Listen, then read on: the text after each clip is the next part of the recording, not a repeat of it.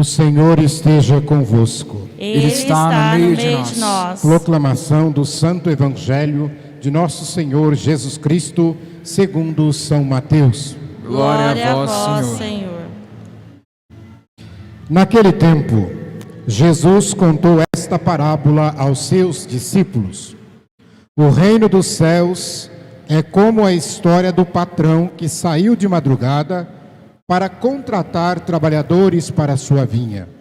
Combinou com os trabalhadores 1 moeda de prata por dia e os mandou para a vinha. Às 9 horas da manhã, o patrão saiu de novo, viu outros que estavam na praça desocupados e lhes disse: Ide também vós para a minha vinha, eu vos pagarei o que for justo. E eles foram. O patrão saiu de novo ao meio-dia e às 3 horas da tarde fez a mesma coisa. Saindo outra vez pelas 5 horas da tarde, encontrou outros que estavam na praça e lhes disse: Por que estáis aí, o dia inteiro desocupados? Eles responderam: Porque ninguém nos contratou. O patrão lhes disse: Ide vós também para a minha vinha. Quando chegou a tarde, o patrão disse ao administrador: Chama os trabalhadores e paga-lhes uma diária a todos, começando pelos últimos até os primeiros. Vieram os que tinham sido contratados às 5 da tarde, e cada um recebeu 1 moeda de prata. Em seguida vieram os que foram contratados primeiro e pensavam que iam receber mais. Porém, cada um deles também recebeu 1 moeda de prata. Ao receberem o pagamento, começaram a resmungar contra o patrão. Estes últimos trabalharam 1 hora só e tu os igualaste a nós, que suportamos o cansaço e o calor do dia inteiro? Então o patrão disse a um deles: Amigo, eu não fui injusto contigo. Não combinamos 1 moeda de prata? Toma o que é teu e volta para a tua casa. Eu quero dar a este que foi contratado por último o mesmo que dei a ti. Por acaso não tenho direito de fazer o que quero com aquilo que me pertence? Ou está com inveja porque eu estou sendo bom? Assim, os últimos serão os primeiros, e os primeiros serão os últimos. Palavra da salvação. Glória a vós, Senhor. Reverendíssimo Padre Nilci, presidente desta celebração eucarística, queridos irmãos desta Assembleia, que aqui hoje se reúne, internautas que nos acompanham pelas nossas plataformas digitais, Facebook, Nilci Souza, página Encontro com Deus, canal YouTube da Paróquia Santa Rita de Batatais e também pela web rádio Ativa Comunicações. Essa liturgia de hoje nos traz muitos ensinamentos, para nós podermos colocar em prática no nosso proceder, no nosso dia a dia. A começar pela primeira leitura do profeta Isaías, que ele nos chama a atenção para uma coisa. Quando ele diz: buscai o Senhor enquanto ele pode ser achado, e o invocai enquanto ele está perto. O que significa isso? Significa que vai chegar o tempo em que não vai adiantar gritar, não vai adiantar correr. E a gente sempre diz assim: porque aqueles que são do Senhor, ou seja, a igreja já foi arrebatada. Aqueles que partiram antes de nós, e depois aqueles que estão vivos, como diz São Paulo na carta aos Tessalonicenses, aqueles serão arrebatados pelo Senhor. E aqueles que aqui ficam vão perguntar assim: onde está aquele povo que louvava o Senhor? Desapareceu, sumiu. Vocês já imaginaram a situação dessa? Eu não quero ver isso. Eu não quero estar aqui, porque eu quero ir junto com a igreja. Então, quando o profeta diz isso, ele está nos chamando a atenção para que o povo, aqui na época dele, dizia: se coloque a caminho da terra prometida. O nosso Deus prometeu a terra, então se coloque a caminho. Não é um simples deslocamento geográfico, mas é a saída, que o profeta está dizendo, da terra do exílio. para aquela que é a pátria deles, para Jerusalém. Sobretudo, o caminho para nós hoje é o do caminho do reencontro com o Senhor.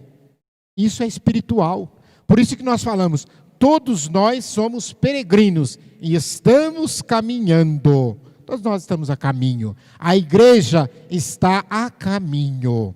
E a caminho do quê? Como a noiva que vai ao encontro do seu noivo. Depois da segunda leitura da carta aos Filipenses, o apóstolo Paulo, ele fala uma coisa interessante. Ele fala que tem o desejo de partir. Mas que partir é esse? É de morrer mesmo que ele está falando. É de morrer para estar com o Senhor. Mas ao mesmo tempo, ele diz, melhor seria, né, se eu já partisse para o Senhor. Mas, se ainda precisam de mim, eis-me aqui. Olha que bonito que ele vai dizer assim, mas para quem dele precisa é necessário que eu ainda continue neste mundo. E olha que ele estava preso, e geralmente aqueles que estavam presos tinham um final, que era a morte. Então, quer dizer, ele estava ali na cadeia preso, ele estava maior. Daqui eu não vou sair com vida. Então, para que sofrer aqui, ficar sofrendo? Seria melhor, seria preferível então, que eu já morresse. Quantas vezes, nós também, às vezes, na nossa vida, nos deparamos com situações difíceis, e que ao invés de nós arregaçarmos as mangas para resolvê-la, a gente pede ao Senhor, me leva a ajuda do Senhor, que eu não aguento mais sofrimento. Não sei se você já falou isso, se você já ouviu alguém falar isso, né? A pessoa diz assim, eu não aguento mais esse marido, eu não aguento mais esse filho, seria melhor morrer, essa doença está judiando demais de mim, eu não quero mais ficar aqui, me leva, Senhor. Então o apóstolo Paulo está nos ensinando hoje, não, pensa, irmãos, naquele momento, aqueles que dependem de você. Às vezes eu fico pensando, aquelas mães jovenzinhas, às vezes dá uma dor, qualquer coisa, ela fala, pelo amor de Deus, agora eu tenho que ver meu filho crescer, ele precisa de mim, eu não posso morrer agora. Olha que coisa bonita, né? Quer dizer, eu tenho que doar mais vida ainda aqui nesta terra. E Paulo nos ensina isso hoje. E depois o Evangelho, belíssima parábola da vinha, exorta o que acontece nas nossas comunidades também. Onde o fato de uma pessoa ser membro da igreja há muito tempo faz com que ela se julgue privilegiada diante de Deus. Como que diz assim, eu sou a preferida do Senhor, porque eu já estou aqui há tantas décadas a serviço do reino, então com certeza o Senhor deve estar reservando algo para mim, algo melhor do que esses que chegaram agora. Eu fico pensando, talvez essas pessoas imaginem que ao chegar no céu, ela terá uma suíte só para ela. Ela não pensa talvez que o céu seja comunidade. Meus irmãos, em uma família, preste atenção no que eu vou dizer. Em uma família, o caçula herda a mesma cota parte que o irmão mais velho que ajudou a construir. Não é assim que funciona? Eu tenho 9 irmãos, eu estou no meio. Mas se eu parar para pensar, os irmãos mais velhos, eles trabalharam duro para ajudar o meu pai a comprar uma casa. E depois os caçulinhas não trabalharam nada, mas herdaram a mesma coisa da parte da casa. Porque é a herança do pai. É a promessa do pai. Então, o que Deus promete a todos nós é a vida eterna. Independente da hora que você chegou. Independente do momento que você converteu. Eu fico pensando, às vezes, uma cena. Imaginem vocês ali no pé da cruz. Ali no pé da cruz. Estava lá João, Maria de Cleofas e Madalena. E Jesus lá na cruz, do lado dos 2 ladrões. E os 2 ladrões criminosos, pecadores, contumazes, e Jesus o santo dos santos. E aquele ladrão disse para Jesus: lembra-te de mim quando entrares no paraíso. E Jesus olha para ele e fala assim: ainda hoje estará no paraíso comigo. Já imaginou se Nossa Senhora fica com ciúme? Mas gente, eu tô que esse filho meu trouxe no vento, sofri tanto, agora esse aí vai entrar no céu primeiro que eu? Mas na igreja tem muita gente que é assim. Então nós precisamos olhar para essa parábola desta forma. Quem está na comunidade há um mês vai receber a mesma coisa que aquele que está há 50 anos. Não importa o teu cargo, não importa a tua função, não importa o tanto que você trabalha em horas, a mais ou a menos que o outro. Diante do Pai, nós todos somos iguais. Nós todos somos filhos. De algum modo, em relação aos outros, nós somos, poderíamos dizer assim, operários da 1/10 hora. Quando você pensar que você está há muito tempo na igreja, se for comparar você com Abraão, com Moisés, que milênios e milênios, eles já aceitaram o Senhor. Nós estamos aqui no final dos tempos, praticamente. Precisamos entender que o amor e a bondade de Deus não são calculáveis por critérios humanos. Vocês viram que, quando a gente fala dessa parábola, na verdade, que Jesus quis dizer que o Senhor da vinha, o dono da vinha é Deus. E o que Deus fala para o invejoso? Você está com inveja porque eu sou bom? Você está com inveja porque eu quis dar a ele o que eu prometi? E estou dando a você o que eu prometi a você? Então lembre-se, Deus nos promete a vida eterna. E você não vai ganhar mais nada que isso. Aliás, eu não sei para que queria alguma coisa, né? Então nós também devemos pensar dessa forma. O Senhor é quem sempre toma a iniciativa para com todos no seu reino. Por isso que o Evangelho disse aqui, que ele foi até onde estavam aqueles na praça e os convidou. É Deus quem chama e a nós homens cabe dar a resposta. São João Crisóstomo, ele vai dizer em uma de suas homilias, que essa parábola se trata da conversão de Deus aos homens. E ele diz assim, alguns na tenra idade, outros na média e outros na velhice. Cristo reprime o orgulho dos primeiros e impede-os de censurar os últimos. Ao mesmo tempo, estimula o zelo com os últimos. Os mais antigos deveriam se sentir alegres, felizes pelos novos que estão chegando. Eu costumo dizer assim, não só porque são os nossos substitutos naturais, porque a gente vai passando e eles vão assumindo, mas também pela alegria de poder ver, talvez, em cada um que está vindo agora, fruto do testemunho da igreja, que somos nós. Porque a gente sempre diz, né? O testemunho arrasta. E é com o nosso testemunho que muitas pessoas, às vezes, se aproximam do Senhor. Para ser mais claro, a gente diz assim, a indiferença aqui acaba sendo uma inimiga, já que quem chegar por último vai ganhar igual, então muita gente pode dizer assim, então eu vou deixar para converter por último também. Da próxima vez que vier me chamar para trabalhar, eu vou falar, não, eu vou às 5 da tarde. Não, esse pensamento não é o correto. Esse pensamento não é o cristão. Veja bem, todas as parábolas de Jesus, a das virgens, a da rede, a dos espinhos, a da figueira estéril, nos convida à prudência em relação a isto. Levar uma vida de luta na busca da santidade, na busca da pureza. É isto que vai contar. É isto que será considerado. Nunca é tarde para dizer sim aos planos de Deus. O dono da vinha pagou o preço combinado. E Jesus também vai nos recompensar com a sua promessa, independente da tua idade, independente de que momento você se converteu, ou se você já nasceu dentro da igreja, já foi batizado criancinha e nunca mais saiu. Não importa. A alegria dos santos é ver o maior número de pessoas salvas. Nós somos os trabalhadores desta vinha. E devemos lembrar que o Senhor não contabiliza tempo de serviço. Nós não temos FGTS no céu. A gente pensa, fundo de garantia no céu, né? Tempo de serviço. Nós não temos hora extra.